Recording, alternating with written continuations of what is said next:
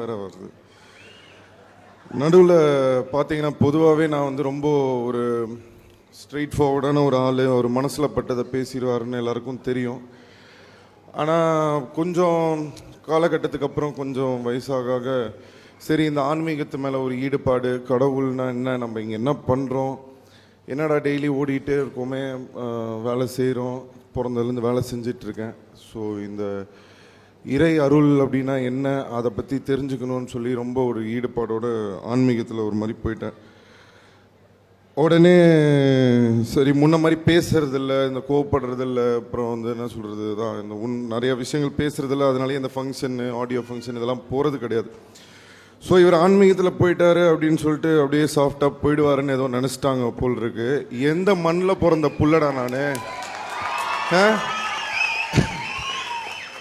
என்ன ஆக்ரோஷமாக பேசுகிறாரு, இப்படி பேசுகிறாருன்னா யாரோட பையன்டா, டிஆர் பையன் இப்படி பேசாமல் இப்படி பேசுவார்.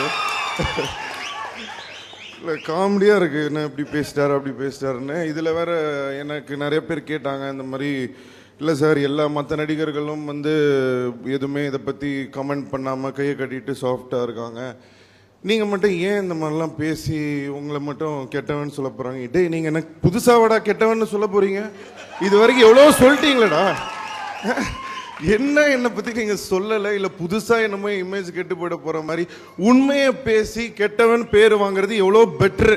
உங்களை மாதிரி நல்லவனாக நடித்து கெட்டவனாக இருக்கிறத விட உண்மையை பேசி கெட்டவன்னு பேர் வாங்குறதுல நான் வருத்தப்படவே இல்லை. நான் கெட்டவனாகவே இருந்துட்டு போகிறேன், அதை பற்றி கவலையே இல்லை.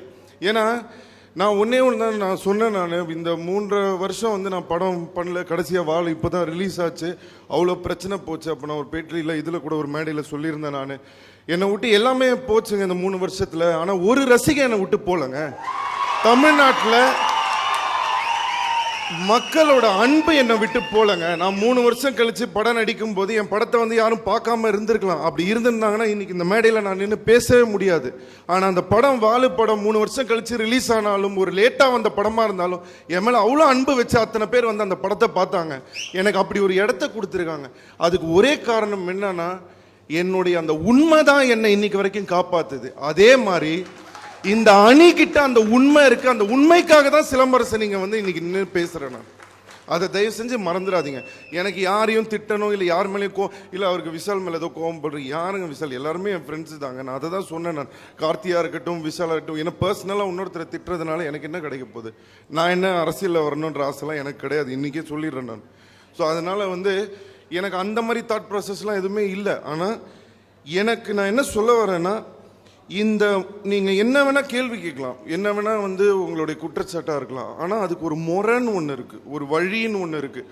உங்களுடைய இந்த அணுகுமுறையும் இந்த வழியும், அந்த அணி நடத்துகிற அந்த வழியும் அந்த அணுகுமுறையும் எனக்கு பிடிக்கல.